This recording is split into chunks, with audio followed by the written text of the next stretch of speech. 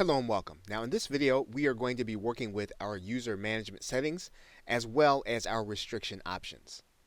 So to start with the user management, you'll simply need to go to the users area. And what you'll notice if you want to add a member to your S2 member membership is that you will just click add new as you normally do. You'll be required to give your customer a username as well as an email, and we're just going to enter one in here now. Okay, and once we've written this in, then we want to give our user a role, and this is where we'll choose the S2 member level that our user is going to be on. If we're going to be on level 1, level 2, level 3, level 4, you'll go ahead and write that in. So in this particular case, the user we're going to be adding is going to be on level 1.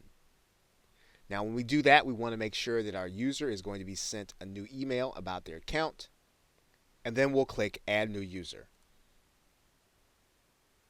Then once we've done that, what we've done is we've added someone to the first level of products inside of WordPress. Now, one of the reasons that's going to be important is the next thing that we're going to be showing you, and that is the page restriction area. You may have a case where some of the content you have on a specific post, you want to restrict that content. And let's just put some practice content here. So we have placed our practice content. And in order to restrict this post, S2 member will give us a window right here above the publish box that will allow us to restrict this only to level 1 or higher.